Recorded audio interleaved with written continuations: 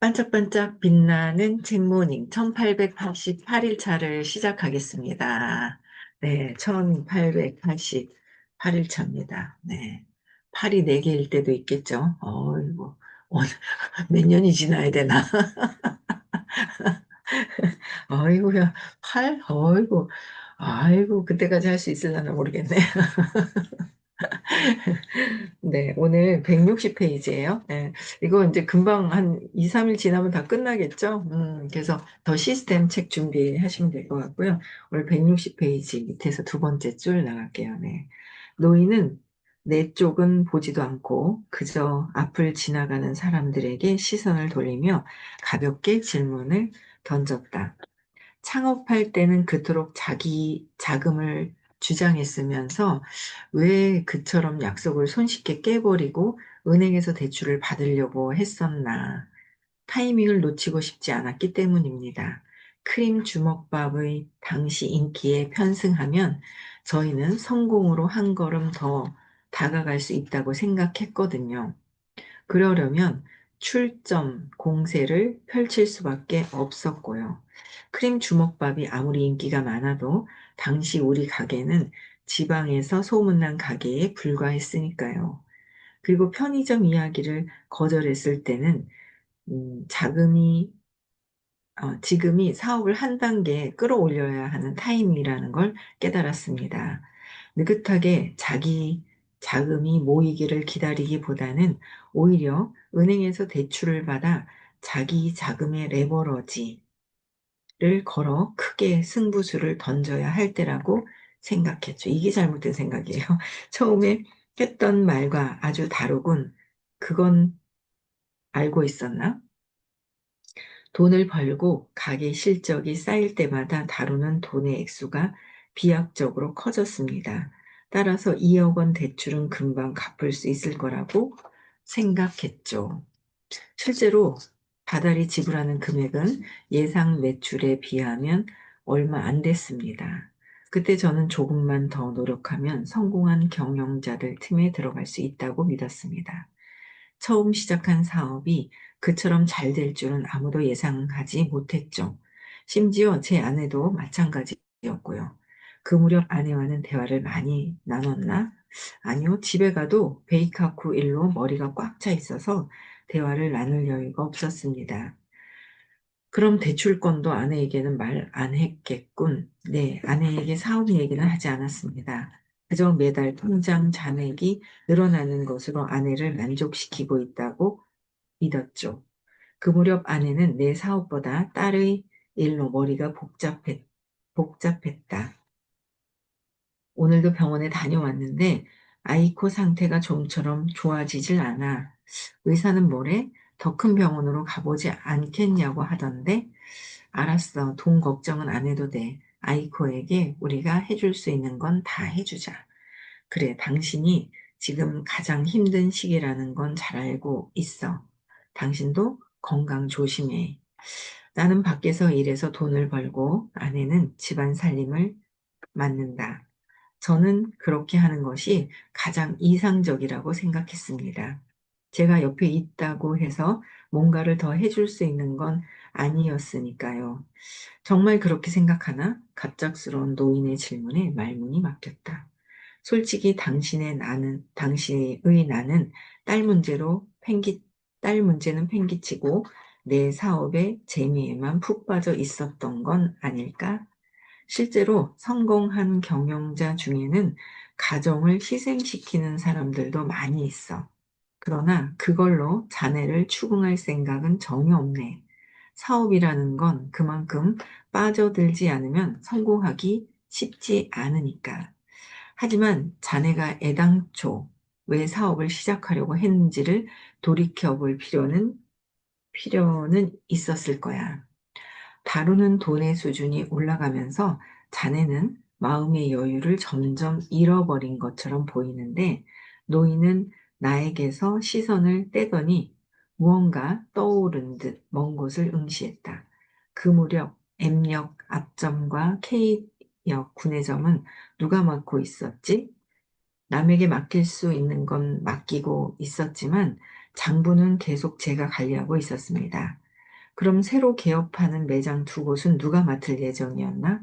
그건 하야마의 소개로 대형 음식점 체인점의 매니저를 스카우트했죠. 이름은 생각이 안 나네요. 어차피 금방 그만두게 했으니까요. 오호, 그건 또 왜? 그 사람한테도 지금도 정말 미안한 마음뿐입니다. 어쨌든 신규 오픈을 앞두고 해야 할 일이 산더미처럼 쌓여 눈코 뜰 새 없이 바빴습니다. 솔직히 말하면 정신없이 일하면서 불안감을 잊고 싶은 마음도 있었습니다. 자금만 잘 넘기면 자금이 아니라 지금만 잘 넘기면 모두 잘 될 거라는 생각으로 계속 움직였고요. 노인은 이렇게 중얼거렸다. 오만해. 여기 있죠. 산더미 같이 쌓여 눈코 뜰 새 없는데 솔직히 말하면 정신없이 일하면서 불안감을 잊고 싶은 마음도 있었습니다. 그죠? 불안감은 누구에게나 다 있어요. 그래서 이 불안감을 집중적으로 이 느낌을 없애고 이거를 문제를 해결하는 게 굉장히 중요하거든요. 누구에게나 다 있어요. 없는 사람이 없어요. 그러니까 마음을 떠나 있는 분들 외에는 다 불안감이 있거든요. 진짜 의식이 꽤나 높으신 분들 말고는 용기 수준에서도 불안감이 있어요. 자발적인 거. 수용? 아마 사랑으로 아마 올라가야 될걸요. 굉장히 불안감은 어느 정도 마음을, 어, 어제도 우리 아름이 형님께서 과학적인 근거로, 네, 막 이렇게 종교에 들이대시는데, 과학적인 게 499라 그랬잖아요. 그걸 떠나야 돼요. 500 이상으로 500 넘어야 되는데, 뭐 그전에는 그 불안감이라는 걸 갖고 있지 않을까 하는 저의 그냥 개인적인 생각인데, 불안한 그 마음을 없애야 돈도 들어와서 편안하게 벌고 그 돈이 나에게 머무를 수가 있죠. 그래서 불안감을 잊으려고 더 정신없이 일한 것도 있었다. 우리가 혹시 그렇지는 않은지, 그 불안감을 없애야 되는데, 집중을 해야 되는데, 불안감이 있다고 생각을 해요. 이만큼 했는데요, 이만큼 했는데요. 아니요.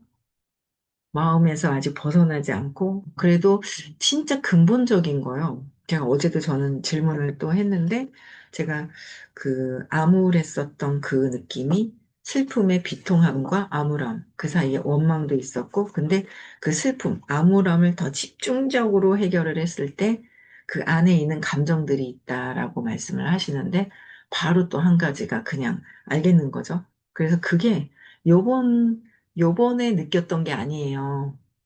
요번에 전에 들고 왔던 거예요. 요번에 느낀 게 아닌 거죠. 그 30개월 때 느꼈던 건 아니고, 그 전에 느꼈던 거라는 걸 진짜 오래됐어요. 정말 정말 정말 오래전에 느꼈던 감정을 아직까지도 계속 진짜 오래됐어요. 그 감정을 들고 있었다는 거.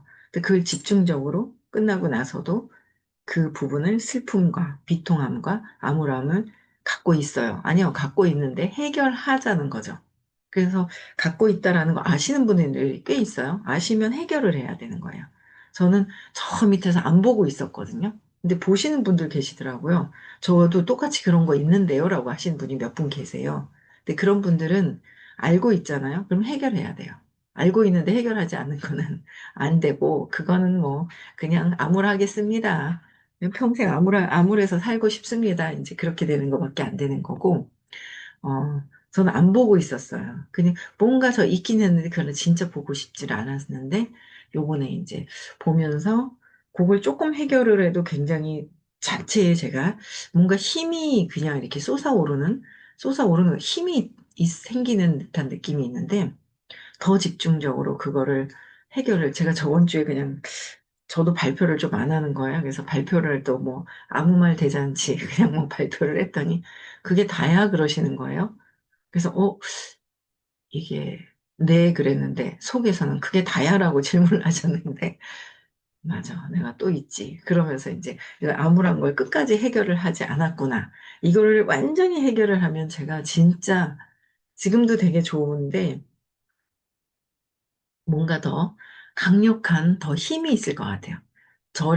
우리 자체가 다 힘이 있잖아요. 순수의식에서. 순수함에 그 힘이 있는데 그 가려진 신념을 더 찾아야 돼요. 더 찾고 더 적극적으로 해야 되는 거죠. 그래서 더 찾으셔야 돼요. 계속 찾으셔야 돼요. 찾으시고 느낌에서 완전히 해소돼서 진짜 편안함, 그 에너지가 있죠. 순수한 에너지가 더 드러나야 된다는 거죠. 그래서 계속 해야 한다는 거. 그래서, 저도 그 불안감, 암울하고 버려졌다라는 거, 그 헤어짐에 나를 버려졌다, 나는. 그 버려짐에, 그게 아주 강력하게 있었던 부분들이 있어요. 이제 그 부분을 해결하고 나면 버려진 것도 없고, 버릴 것도 없는데, 오랫동안 들고 있었던 그 슬픔이 있어요. 이게 보면, 어디 가다가도 눈물이 주르르 흐를 때가 있거든요. 이상하다. 지금 슬픈 타이밍도 아닌데 왜 눈물이 흐를까라고 생각을 할 때가 있었는데, 그게 이제 무의식에 아주 깊은 그 슬픔 때문에 무의식에 있는 것 때문에 그렇다고 얘기를 하시는 거예요. 그래서, 이거를 완전 더 강력하게 얘네들을 더 해산시켜야죠. 예, 해산시켜서 없애버려야죠. 계속 하셔야 돼요. 나를 가리고 있는 것들. 그래야 성공과 돈, 행복 다 온다는 거죠. 그렇죠? 네. 볼게요. 부자의 유언. 부자의 유언이 있어요. 돈에 대해 올바르게 행동하면 언젠가 반드시 성공할 거야. 돈에 대해서 올바르게 행동해야 되는데 어떻게 해야 돈에 대해서 올바르게 행동할 수 있을까? 또 볼게요. 파멸.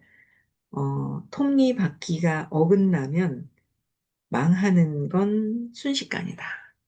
톱니바퀴가 어긋나면은, 그죠? 어디서 어떻게 어긋나는지조차도 각성이 안 되면 모르는 거잖아요. 또 한번 볼게요. 마침내 3호점과 4호점 개점 당일이 왔습니다. 새 매장 앞에는 아침부터 사람들이 줄을 섰습니다. 이전에 오타니가 썼던 방법을 따라 했던 겁니다. 지인들의 인맥을 동원해서 아침부터 줄을 서게 한 거죠. 절대 질 수 없는 승부였기 때문에 최상의 효과를 낼 거라 생각되는 일에는 아낌없이 투자했습니다. 이 두 매장에는 한 가지 중요한 특징이 있었습니다. 크림 주먹밥 하나만 팔기로 했다는 것입니다. 이전 두 매장에서는 각 주먹밥의 매출 비율을 보면 여전히 크림 주먹밥이 압도적이었고 작업 효율과 비용 면에서도 그것만 파는 편이 실적을 내는데 유리하다고 판단을 했거든요. 그래서 저희는 새로운 메뉴로 크림 주먹밥을 변형한 것으로 구성했습니다. 구운 크림 주먹밥, 매실 크림 주먹밥, 닭고기 크림 주먹밥, 원조 크림 주먹밥, 이렇게 총 4종류를 준비했죠. 첫날에는 기대한 매출이 나왔습니다. 정말 최상의 출발이었습니다. 여기서 실적을 더 올리면 베이카쿠의 브랜드화도 단숨에 진행될 거라고 여겼고요. 하지만 세상 일에는 제 뜻대로 되지는 않더군요. 둘째 날 매출은 첫째 날과 거의 비슷했습니다. 그리고 일주일간 이 상태가 지속됐습니다. 하지만 셋째 주가 지나면서 이상한 조짐을 느끼기 시작했습니다. 아무리 애를 써도 첫째 주의 매출은 넘기지 못했던 겁니다. 하야마와 새 매니저가 저한테 찾아와 함께 대책 회의를 열었습니다. 사장님, 매출이 생각보다 늘지 않는데 죄송합니다. 제가 개발한 새 주먹밥의 반응이 별로인 것 같네요. 불안해하는 하야마와 매니저를 안심시키기 위해 저는 한껏 미소를 지으며 대답했습니다. 아니야, 새 가게가 자리 잡을 때까지는 시간이 걸리는 법이거든. 지금은 버텨야 할 때야. 할 수 있는 건 다 해보자고. 솔직히 그렇게 말하는 저 또한 내심 불안하고 초조했습니다. 지난번에 두 매장에서는 겪지 못한 부담감을 처음으로 느끼기 시작한 겁니다. 하필 이 두 매장에서 매출이 안 나오다니 지난번보다 오가는 사람들도 훨씬 많고 주 고객층인 회사원들도 더 많이 보이는데 오타니와 의논해볼까? 편의점 건으로 의견이 갈렸던 이후 저희는 서로 서먹해진 상태라 선뜻 연락하기가 꺼려졌지만 이번 일은 아주 중대했기에 제가 먼저 용기를 냈습니다. 그런데 오타니는 의외로 순순히 의논해 주더군요. 그 두 가게는 나쁘지도 않지만 좋지도 않아. 거기 주변에는 새롭고 화려한 가게들도 많기 때문에 지금 우리 가게는 그 거리에 매몰되어 있다고 할 수 있어. 크림 주먹밥은 대박 상품이지만 출시된 지 거의 1년이 지났어. 손님들도 슬슬 물리지 않았을까? 새 상품을 출시하는 건 어때? 신상품은 이미 내놨어. 크림 주먹밥의 변형이긴 하지만 새로운 맛을 새 종류나 출시했다고. 그래, 오타니는 갑자기 입을 다물었습니다. 저는 너무 답답해서 속으로 소리쳤죠. 오타니, 대체 무슨 생각을 하는 거야? 가만히 있지만 말고 아이디어를 좀 내봐. 오타니는 한동안 침묵을 지키더니 이내 밝은 목소리로 이렇게 말했습니다. 에이스케, 초조해 하면 안 돼. 타이밍이 안 맞아서 어쩌다 매출이 떨어진 건지도 모르잖아. 우리 광고를 내보는 건 어떨까? 그건 돈이 들잖아. 전단을 만들어 돌리는 것도 광고야.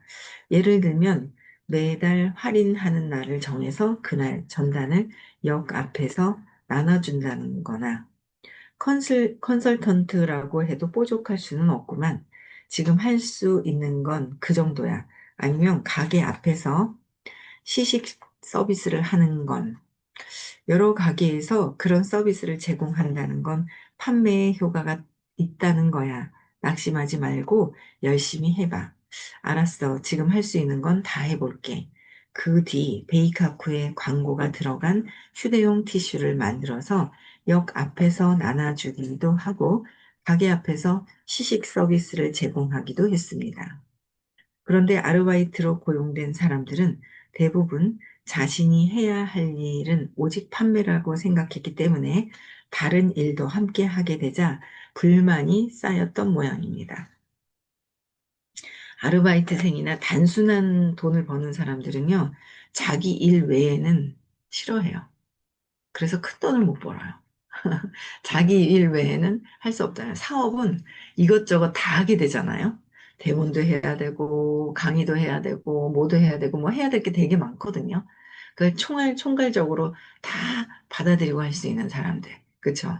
봉사도 해야 되는 거고, 막 그런 거예요. 근데 이제 한 가지, 내가 정해놓은 것만 한 가지만 하려고 하는 사람들은 불만이 생기게 되죠. 그렇게 되면 이제 큰 돈을 벌지 못하고 있는 돈도 벌어가지 못하는 경우가 있더라고요. 이렇게 볼게요. 뒤에서 아르바이트 직원들이 자신들이 하는 게 일이 아니라 법칙 같다고 궁시렁거린다는 이야기를 들었거든요. 하지만 직원들이 싫어하더라도 저한테는 생계가 달린 일이었으니 제 모양새나 평판 따위를 신경 쓸 여유는 없었습니다. 솔직히 저도 점점 짜증이 늘어서 직원들에게 사소한 일로도 화를 내는 일이 늘었고요. 여태껏 팔리는 걸 당연시 해오다가 주먹밥도 팔리지 않고 직원들로부터 안 좋은 말까지 듣게 되니 참 당황스럽더군요. 하지만 가장 힘들었던 건 그렇게 백방으로 노력해도 매출의 변화가 없었다는 겁니다. 그러나 마침내 더 두려워하던 일이 터졌습니다. 새 매장이 문을 연 지 석 달이 지났을 무렵부터 매출이 조금씩 하락하기 시작한 겁니다. 그리고 그 달을 기점으로 전 매장에서 크림 주먹밥의 매출이 눈에 띄게 떨어지기 시작했습니다. 당시 신매장의 매출은 기대했던 바의 절반밖에 되지 않았습니다.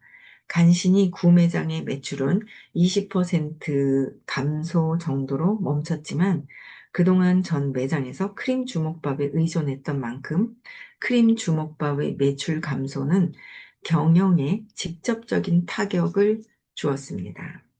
새 매장에서는 매일같이 준비했던 400개 정도의 크림 주먹밥을 폐기 처분해야 했고요. 또 월급을 지급하기 어렵다는 이유로 새로 고용한 아르바이트 직원의 절반을 해고할 수밖에 없었습니다. 일손이 부족해지니 저는 1호점인 M역 앞 매장에 다시 서게 됐습니다. 그런데 오랜만에 매장에 서서 바라본 광경은 이전과는 확연히 다르더군요. 제가 예전에 매장에 있을 때 오던 단골 손님들도 더는 보이지 않았죠. 줄을 늘어설 정도로 많은 사람이 찾았던 맛인데 지난 반년간 무슨 일이 있었던 걸까요? 모든 주먹밥에 물렸다. 한 번만 먹어봐도 충분하다. 미묘하게 맛이 변했다 등 여러 이유가 있겠죠. 하지만 설사 진짜 이유를 알아낸다고 해도 한없이 허무해질 것 같았습니다. 그 밥솥이랑 좋은 쌀, 기계로 했잖아요. 주먹밥을 만드는데 금방 갓 지어서 하지도 않고. 그러니까 이제 여러 가지로 이제 그런 문제들이 이제 드러나는데 알고 싶지 않은 거예요. 근데 우리는 신념을 뭐 때문에 그렇지, 내 느낌이 어떻지를 알고 싶지 않아서 회피하는 경우가 많아서 그냥 들고 10년, 20년 가면 안 된다는 거죠. 우리도 이거를 직시해서 왜 그럴까 원인 파악을 해야 되잖아요. 정확하게 원인 파악을 하고 선생님 그러셨어요. 내가 두려워하고 불안해서 초조해하고 있구나라는 걸 아는 순간 사라진다는 거죠. 근데 우리는 그걸 보지 않아요. 그럼 계속 그냥 가방에 어깨에 짊어지고 가는 거나 똑같다는 거예요. 그죠? 그래서 허무해질 것 같아서 보지 않았다는 거예요. 좀처럼 이해할 수 없는 상황에 놓인 저는 세상을 저주하고 싶은 마음만 들더군요. 저주하고 싶은 마음만 드는 거예요. 톱니바퀴가 한번 어긋나기 시작하면 파멸은 정말 순식간이라는 걸 절실하게 깨닫는 순간이었습니다. 네, 몇 가지.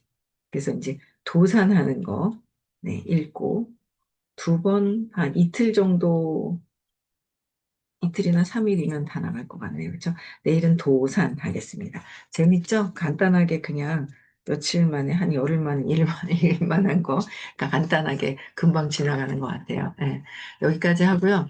어쨌든 이분 자체도 전업에, 복 때문에 돈을 많이 버는 거예요. 사실은. 복 때문에 돈을 벌거든요. 왜냐면 의식이 그만큼 됐더라면 돈이 들어왔을 때 그거를 잘 운영을 해서 더 키워갔을 거예요. 그리고 그 돈을 잘죠. 더 키워가거나, 그러니까 돈을 키웠다는 거죠. 이 사업을 확장시키는 게 아니라 그 돈을 키워가고 돈을 잘 갖고 있지 않았을까라는 생각을 해요. 그래서 내가 의식을 높여야지만 돈을 갖고 있을 수 있다는 거. 근데 전업의 복 때문에 했는데 그걸 모르는 거죠. 그래서 내가 복이 있든 어쨌든 내 의식을 성장시키는 거, 내 믿음, 돈에 대한 믿음, 성공에 대한 믿음, 근원적인 믿음, 이성적인 거, 유전적인 거, 건강에 대한 내 믿음이 어떠한지는 그거는 내 스스로 내가 안다는 거야.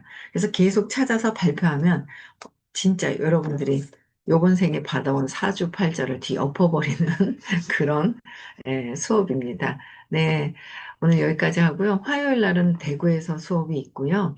다음 주 토요일 또 서울에서 수업이 있고요. 그 다음 주는 문경에서 토요일 날 수업이 있는 12월 6일, 7일 초대하실 분들이 있어요. 여러분들이 팔로우를 잘 하셔야 돼. 초대했던 분들 있잖아요. 팔로우를 또 좀 잘해서 왜 안 오시는지, 뭐 때문에 그런 건지를 잘 알고, 그거를 안내를 해야 되고, 그분을 설명을 할 수가 없다면, 또 내가 알 수 있게끔 자꾸 좀 설명을 대신 해줄 수 있는 분들과 연결시켜서 뭔가 그들을 이해시킬 수 있는 그런 팔로우도 해야 될 것 같더라고요. 네, 여기까지 하고요. 끝나고 명상 너무 중요하죠. 명상 꼭 하셨으면 좋겠습니다. 명상합시다. 네, 여기까지 하고 인사하고 마칠게요. 네, 시작. 나는